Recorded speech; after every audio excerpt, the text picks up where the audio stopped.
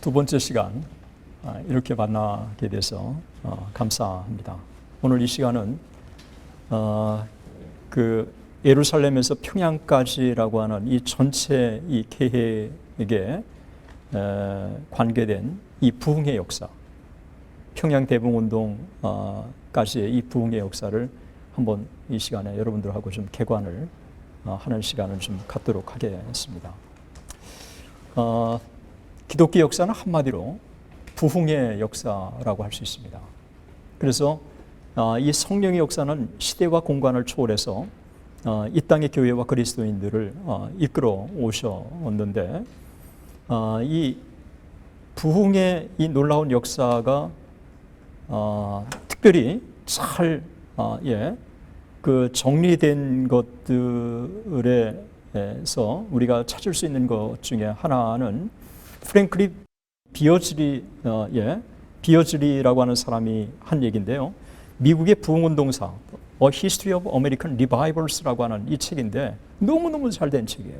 근데 이 책의 논지의 핵심은 뭐냐 하면 부흥운동의 역사는 곧 기독교 역사다. 이 성령의 이 놀라운 역사가 부흥운동이 일어나면서 시대 속에 쭉 일어나 왔는데, 이 부흥운동의 역사가 그 시대의 교회의 생명력을 가져다 주면서 이어져 왔다는 것입니다. 우리가 잘 아는 로이드 존스, 더 퓨리탄스라고 하는 책을 통해서 한국에 널리 소개됐던 이 로이드 존스도 무슨 얘기를 하고 있느냐 하면, 분명히 교회의 진행과 발전의 역사는 주로 부흥의 역사였고 성령의 강력하고 예외적인 부으심의 역사였다. 이 기독교 2000년의 이 역사라는 것은 성령의 이 비상한 개입에 의한 쭉 진행된 역사였다는 것입니다. 그래서 이 시간에 저는 이 기독교 역사 속에서 나타났던 이 부흥의 이 놀라운 역사를 우리가 좀 살펴보기를 원하는데, 이 최초의 부흥은 어디에서 우리가 찾을 수 있느냐 하면 역시 오순절 마가의 다락방에서 찾을 수가 있습니다. 그래서 이 오순절 마가의 다락방, 이 최초의 이 소위 펜타코스탈리즘이라고 하는 이 오순절 마가의 다락방의 이 사건은 이 부흥의 역사라고 볼 수 있는데, 어떤 면에서 부흥의 역사냐라고 얘기했을 때, 우리는 부흥이라고 얘기했을 때 적어도 부흥운동에서 나타나고 있는 5가지 현상들이 있습니다. 그 첫 번째가 소위 부흥에 대한 간절한 사모함입니다. 부흥이 일어나는 곳마다 부흥을 놓고 간절히 사모하는 무리들이 있었어요. 그것이 개인이든 아니면 공동체든 아니면 집단이든 부흥을 사모하는 무리들이 항상 있었습니다. 두 번째로는 성령의 충만한 경험입니다. 그래서 부흥을 사모하는 것으로 끝나는 것이 아니라 성령의 이 놀라운 이 충만한 것들을 공동체적으로 경험을 합니다. 그러니까 한 개인이 경험하는 게 아니라 집단적으로 공동체적으로 경험하는 현상이 부흥이 일어날 때마다 있어 왔습니다. 세 번째로는 회개를 촉구하는 소위 강력한 메시지가 선포됐습니다.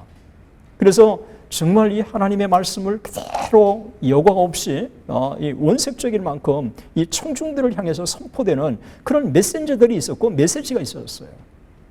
우리가 네 번째로는 이 메시지에 대한 레스판스, 반응이에요. 이게 철저한 회개, 그리고 정말 하나님 앞에 통회하는 이와 같은 이 진정한 각성이 그 무리들 가운데 항상 있어 왔습니다. 부흥이 일어나는 곳마다. 그래서 너무 판에 박힌 이야기일 만큼 부흥이 일어나는 곳마다 강력한 이 회개 운동이 일어났습니다. 어떤 부흥 운동도 그래요. 이런 4가지 현상이 초대교회, 소위 마가의 다락방 오순절 사건 속에서 일어났다는 것입니다.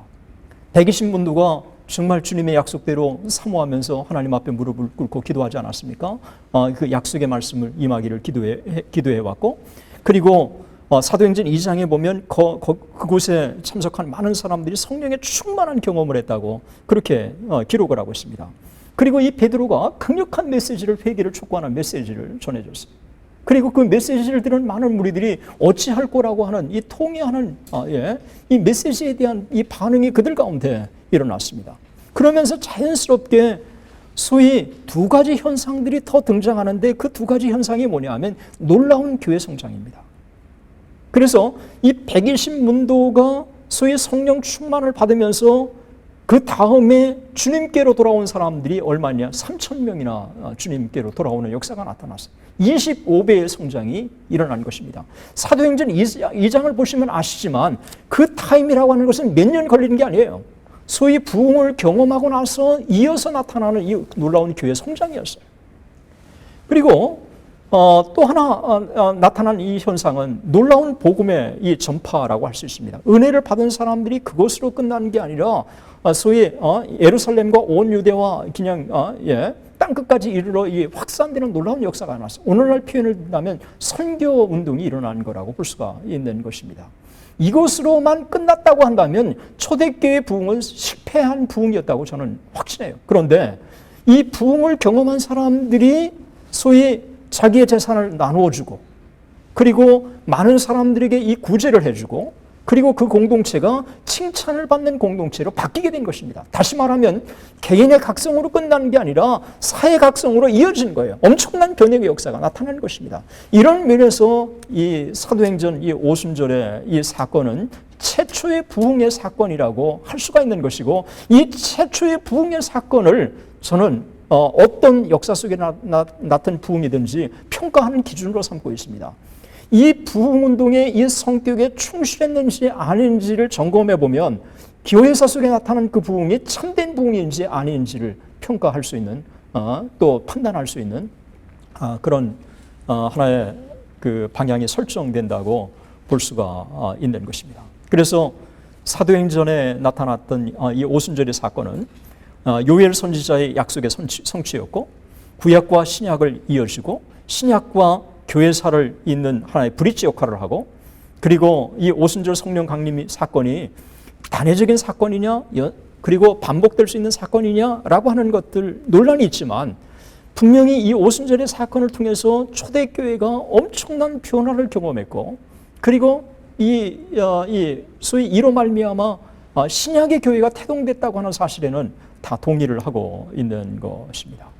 이제 중세로 이어지면서 중세에도 부흥운동이 있었습니다만, 그 부흥이라고 하는 것은 수도원 운동을 통해서 일어난 것들이었고 또 미원적인 것이었습니다. 종교개혁에 이르러서 우리는 새로운 부흥의 복고를 보게 되고, 이 종교개혁은 우리가 잘 아는 대로 마틴 루터, 그리고 요한 켈빈, 그리고 쯔빙글리, 이 존 낙스로 대변되는 소위 종교개혁이었습니다. 그런데 이 종교개혁을 우리가 부흥으로 평가할 수 있느냐 없느냐라고 하는 이 논란이 있는데, 저는 이 부흥운동을, 종교개혁을 부흥운동으로 평가해야 된다고 보는 입장이에요. 그러다가 이번 1월 달에 제가 영국하고 이렇게 쭉 독일 쪽을 이렇게 하면서 종교개혁이 부흥으로 평가해야 된다라고 주장하는 사람들이 상당히 많은 것을 발견했습니다. 그러면 종교개혁을 부흥운동이라고 평가할 수 있다면 우리가 어떤 이유에서 부흥으로 평가할 수 있느냐? 그것은 소위 교리적인 재발견입니다. 믿음으로 말미암아 의롭다함을 받는다고 하는 이 교리, 하바국이 가르쳐줬고, 그리고 바울 사도가 재확인을 하고, 그리고 어거스틴이 재천명을 했던 이 교리를 종교개혁자들이 재발견하게 된 것입니다. 그런데 믿음으로 의롭다함을 받는다고 하는 사실은 간단한 것처럼 보이지만, 이 교리는 엄청난 기독교의 하나의 소위 영적 각성의 원류가 됐습니다. 부흥운동이 일어나는 곳마다 믿음으로 말미암아 의롭다함을 받는다고 하는 칭의론이 담대하게 외쳐졌어요. 조지 위필드의 일기를 쭉 보니까 이 조지 위필드에 대한 전기나 이런 것들을 보면 이 조지 위필드가 담대하게 믿음으로 말미암아 의롭다함을 받는다고 하는 그 당시에 이 메시지를 선포했고, 그리고 믿음으로 말미암아 의롭다함을 받는다는 이 메시지가 선포되는 곳마다 놀라운 영적인 각성운동이 일어났단 말이죠. 이런 면에서 종교개혁은 소위 그 종교개혁 자체가 소위 부흥운동에 대해서 전형적인 모델을 보여준 건 아니지만, 적어도 부흥운동에 있어서 상당히 중요한 교리적인 재발견을 그들이 이룩해 했다고 하는 것입니다. 그 이후에 종교개혁 이후에 수많은 부흥운동이 일어나는 것은 우연이 아닌 것입니다. 바른 교리가 서포트되지 않는 부흥은 한 번도 역사 속에 일어난 적이 없어요. 이 로이드 존스가 얘기하는 것처럼 소위 죄송합니다만 캐톨릭 안에서는 부흥이 일어난 적이 없습니다. 그리고 성공회 안에서도 부흥이 일어난 적이 없습니다. 유니테리안 안에서도 부흥이 일어난 적이 없습니다. 이단 가운데서도 부흥이 일어났다는 기록을 저는 본 적이 없습니다. 바른 교리가 바르게 선포됐을 때 그 바른 그 교리의 메시지를 통해서 영적 학성운동이 지금까지 일어난 것입니다. 종교개혁자들은 또 하나는 소위 성경에 대한 재발견이었어요. 그래서 당시에 이 일반적인 캐톨릭이 이 전통을 중시하는 것에 비해서 소위 이 교리적인 재발견뿐만 아니라 성경의 원전들을 연구하기 시작하지 않았습니까? 네, 르네상스 휴머니즘 중에서 이들이 했던 이 소위 이 아름다운 흐름들, 성경의 원전 연구 이런 것들을 통해서 성경을 다시 발견하는 그런 역사가 일어나기 시작한 것입니다. 그리고 이 말씀의 토대를 둔 기도운동이 이때 종교개혁 이후에 일어나기 시작한 것이죠. 그래서 이 말씀과 기도라고 하는 이런 것들이 자연스럽게 종교개혁을 위대한 영적 학성운동으로 이어지는 하나의 브릿지 역할을 했다고 볼 수가 있습니다. 이들이 강조했던 솔라 피데, 오직 믿음, 솔라 그라티아, 오직 은혜, 그 다음에 솔라 스크립추라, 오직 성경, 이런 것들이 소위 부흥이 일어날 때마다 강조되었던 현상들인데 이것을 종교개혁자들이 다 구축을 해 놓게 된 것이. 이런 면에서 볼 때 소위 종교개혁은 최초의 영적 각성 운동의 하나의 아주 전형적인 모델을 우리에게 보여주었다고 볼 수가 있는 것입니다.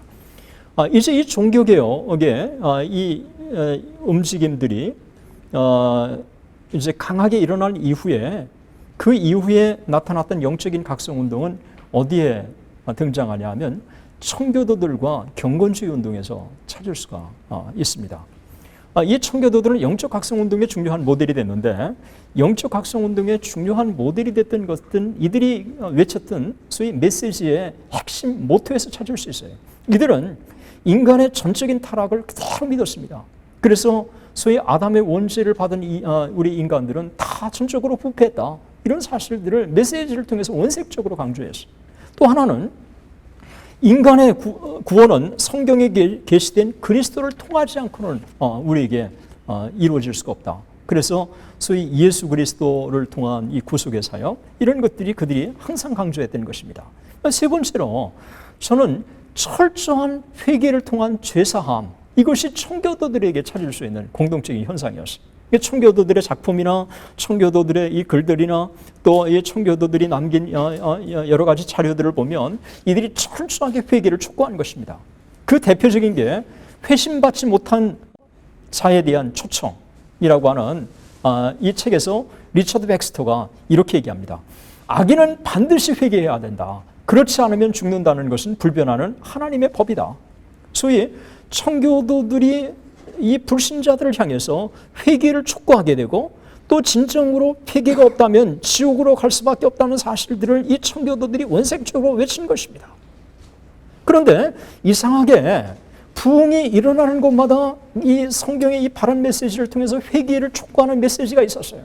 그들의 죄와 그들의 잘못된 것들을 촉구하는 메시지가 있었어요. 오늘날 한국 교회에 있어서의 이 메시지가 회개를 촉구하는 메시지보다는 위로를 주는 메시지, 그리고 이 도덕적인 윤리적인 메시지, 이런 것들로 그냥 다 가득 찬 이런 메시지들이 오늘날 한국교회에 선포되고 있는 것입니다. 이런 면에서 소위 청교도들이 외쳤던 이 회개를 촉구하는 이와 같은 움직임들은 우리들에게 있어서 하나의 중요한 도전이 된다고 우리가 볼 수 있습니다. 우리가 부흥이라고 얘기했을 때 이 부흥이라고 하는 것을 현대적인 의미로 재정립해 준 사람들도 청교도였어요. 그래서 이 리바이벌이라고 하는 이 말이 처음으로 역사에 등장하기 시작한 것도 이 소위 청교도 시대에 와서 라고 볼 수가 있습니다. 그 중에 하나가 1662년에 헨리 베인이라고 하는 사람이 미국에서의 그리스도의 위대한 사역이라고 하는 마그날리아 크리스티 아메리카나라고 하는 소위 이 라틴어로 쓴 책인데, 이 라틴어로 쓴 책이 소위 부흥에 대한 아주 중요한 이 부분을 이 책에서 지적해 주고 있습니다. 거기에 보면 그리스도에 의한 급하고 비상한 부흥이라고 하는 말이 등장해요. 그리스도에 의한 급하고 비상한 부흥. 이거를 누가 인용하냐면 조나단 에드워드가 인용합니다. 1차 대각성 운동의 주역이었던 조나단 에드워드가 이 책을 이 글을 인용해 가지고 소위 humble attempt라고 하는 이 책에서 인용하는데, 이 책에서 어떤 의미로 이 부흥을 쓰느냐면 흘러 들어옴, 이 퓨전, 그 다음에 부어주심, outpouring, 이런 의미로 사용되기 시작하면서 이 부흥이라고 하는 말이 역사에 정착되기 시작을 한 것입니다. 그래서 청교도들이 부흥이라고 하는 말을 정착했고, 이후에 소위 부흥을 사모하는 이런 계기들이 더 강하게 일어난 것입니다. 청교도들이 한참 역사하고 있을 때 거의 동시대에 독일에서 경건주의 운동이 일어납니다. 이 경건주의 운동은 많은 교회 사가들이 하나같이 동의하고 있는데, 그것은 근대 18세기, 19세기 영적 각성 운동의 사상적인 원류가 됐다고 그렇게 얘기를 합니다. 조지 마스턴, 그 다음에 마크놀, 데이빗 웰스, 나단 해치, 존 우드브리치, 이런 일련의 사람들이 다 유명한 교회 사가들이 소위 오늘날 대각성 운동이라고 하는 그 원리를 거슬러 올라가면 어디에서 찾을 수 있느냐? 그것은 역시 청교도 운동과 경건주의 운동에서 찾을 수 있다라고 그렇게 이야기를 하고 있습니다. 그러면 청교도들과 소위 경건주의 운동에 있어서 어떤 면에서 소위 전형적인 부흥의 모델을 이들이 갖춰줬느냐는 것입니다. 그것은 소위 경건주의에서 얘기하는 경건이라고 하는 부분, 그리고 청교도들이 이 강하게 주장하는 이 영적인 이 실천, 이 두 개는 서로 연결하는 연결고리라고 볼 수가 있습니다. 이러면서 소위 경건주의 운동, 청교도 운동 이후에 나타난 것들이 뭐가 나타나느냐 하면 소위 영적인 이 각성을 통해서 대사회적인 책임, 이 고아원 운동, 양로원, 학교, 병원 설립, 이런 것들이 경건주의자들에 의해서 놀랍게 진행되기 시작한 거예요. 제가 이 독일 지역에서 경건주의 운동에 큰 역할을 했던 스페너, 그 다음에 프랑케, 진젠돌프, 이 지역에 쭉 가면 지금도 고아원 운동이나 이 병원이나 이 사회 운동이 이런 것들이 활발하게 진행되고 있습니다. 그러니까 이런 부분에 있어서 소위 경건주의 운동과 청교도들은 아주 중요한 역할을 하게 된 것입니다. 이들이 또 부흥의 모델로 삼는 것은 경건주의 운동을 통해서 해외 선교가 활발하게 진행되기 시작합니다. 특히 경건주의 운동의 할레 대학 같은 경우에 이 할레 대학은 영적 각성 운동의 중심이었고, 이 할레 대학의 출신자 중에 한국에 파송된 규칠라프 선교사, 이 규칠라프 선교사도 할레 대학 출신이었고, 이 할레 대학을 졸업한 많은 사람들이 해외 선교로 가지 않았습니까? 진젠돌프를 통해서 이 모라비안 공동체가 얼마나 많은 선교사들을 전 세계에 파송했습니까? 이런 면에서 볼 때 소위 이 영적 각성 운동이라고 하는 이 부분은 한국에 있어서 뿐만 아니라 전 세계에 있어서 이 경건주의 운동과 그리고 청교도 운동이 하나의 모델을 보여주었다고 이제 볼 수가 있습니다. 이와 같은 이 영적인 각성 운동이 18세기에 들어서면서 체계화되기 시작합니다. 그러니까 18세기에 들어서 영적 각성 운동이 본격적으로 등장하기 시작하는데, 18세기에 등장하는 이 영적 각성 운동은 대표적인 게 웨일즈를 중심으로 한 켈빈주의 감리교 영적 각성 운동, 그리고 미국의 조나단 에드워드로 대변되는 1차 대각성 운동, 이것이 소위 18세기 영적 각성 운동의 하나의 모델이 되는 것입니다. 영국 쪽에서 소위 칼빈주의 부흥 운동을 우리가 들 수 있는데, 저는 그 미국에서 신학을 공부하기 전까지는 감리교 그러면 웨슬리 감리교만 있는지 알았어요. 근데 미국에서 유학하는 동안에 켈빈주의 감리교가 있다는 사실을 처음으로 알게 됐어요. 여러분들 켈빈주의 감리교가 있다는 얘기 들어보셨어요? 못 들어봤죠?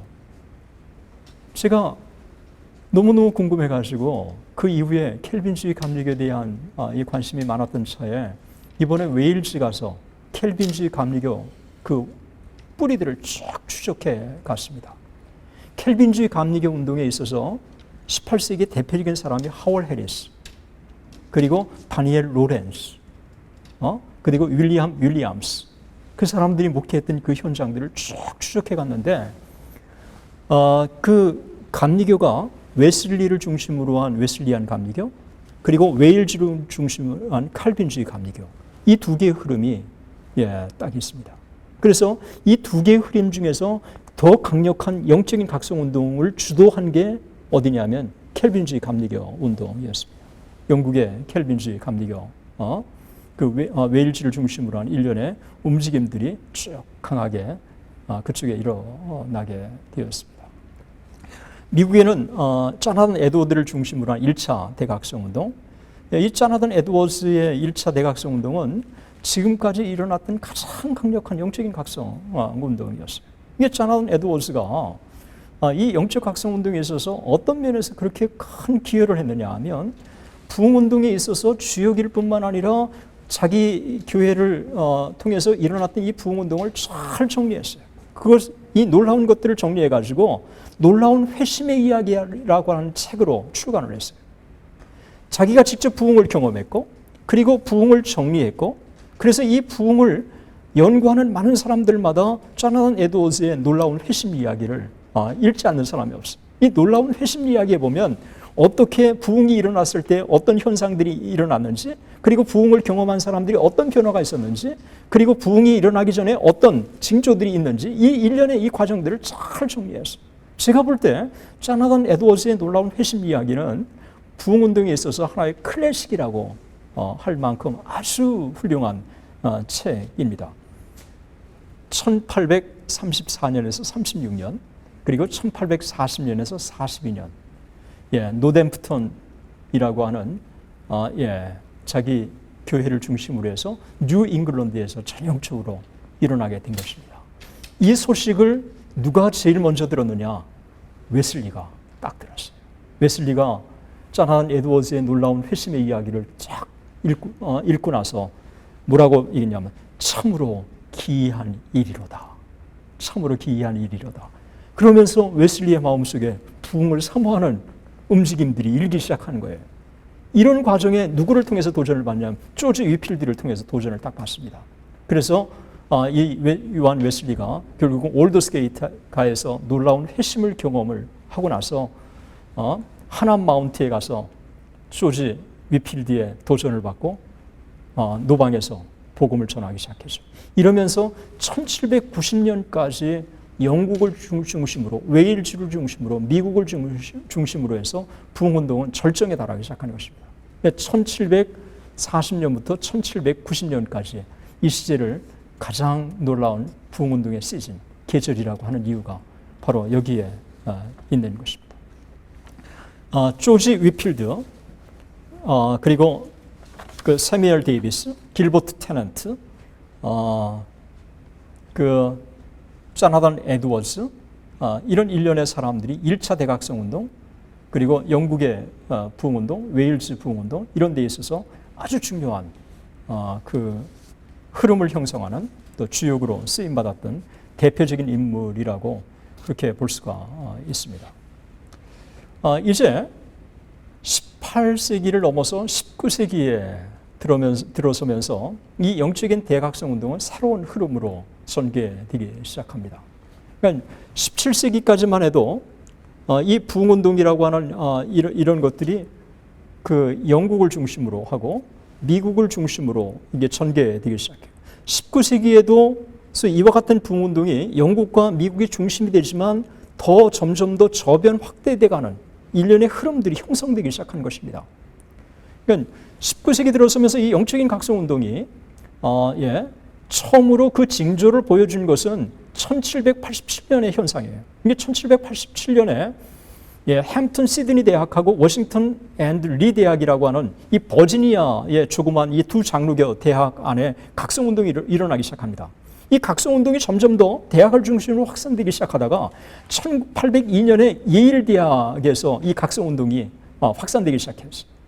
1802년에 예일 대학에 이 각성운동이 일어나면서 예일 대학의 학생들이 3분의 1이 회심하는 이 놀라운 역사가 일어납니다. 여러분, 이 대학 캠퍼스의 3분의 1이 회심했다고 하는 것은 이거 대단한 거예요. 이거 부흥을 경험했다는 것입니다.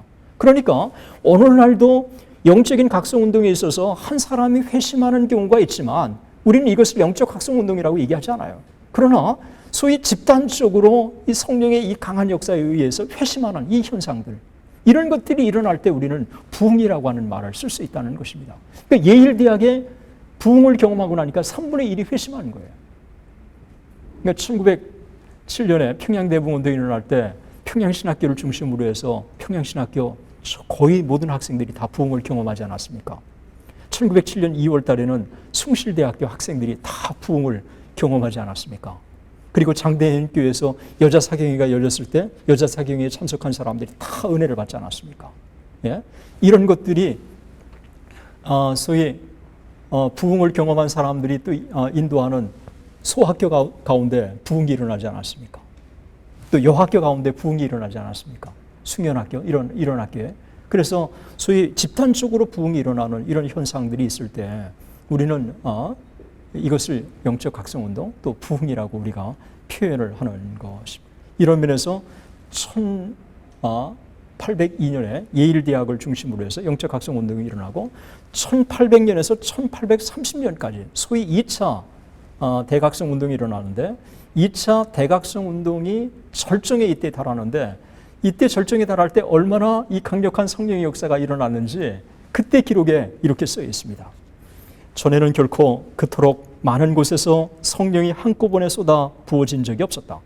전에는 결코 주 예수께서 구원받을 자들을 그토록 많이 같은 시간대에 자신의 교회에 모으신 적이 없었다. 이러한 신적 은혜의 현현이 계속 증가하여 마침내 하나의 보편적인 부흥이 지구상 사람이 살 수 있는 곳에 두루 퍼질 것이다. 이를 믿을 수 있는 근거는 충분하다. 부흥이 한참 일어나게 됐을 때 얼마나 이 강력한 성령의 역사인지, 이 성령의 강력한 역사가 자기들 공동체만 임하는 게 아니라 지구상의 어느 곳인지 확산될 것이라고 하는 이 확신을 갖게 되는 거예요. 그런데 놀라운 사실은 얼마 안 있다가 이와 같은 것들이 일어나요. 1904년에 이반 로버츠가 일어났던 이 웨일즈의 부흥운동이 이곳에만 일어나는 게 아니라 이 지구상의 전 세계로 전파될 것이라고 하는 이 확신을 갖게 되죠. 정말 이 웨일즈 부흥운동이 1904년 웨일즈 부흥운동이 1905년에 인도 부흥운동으로, 인도에서 이제 오스트리아 부흥운동으로, 1906년에 아주사 부흥운동으로, 1907년에 평양 대부흥운동으로, 1908년에는 중국과 만주 부흥운동으로 이렇게 놀랍게 확산이 돼가기 시작한 것입니다. 이런 면에서 이 1830년에서 그 전후에서 일어난 이 놀라운 영적인 각성운동이 얼마나 강력한 성령의 역사였는가를 그대로 보여주고 있습니다. 이때 등장한 인물이 찰스 피니. 이 찰스 피니를 통해서 뉴 메이저스라고 하는 새로운 방법이 등장하고 또 이 찰스 피니가 새로운 부흥운동의 흐름을 형성해 가게 된 것입니다. 예루살렘부터 19세기까지 이 부흥의 역사 우리가 쭉 진행되면서 부흥이 일어나는 곳마다 얼마나 강력한 성령의 임재의 역사가 나타나는지 또 변화의 역사가 나타나는지 우리가 살펴보았습니다. 이와 같은 이 부흥의 역사가 우리 가운데 속히 나타났으면 좋겠습니다.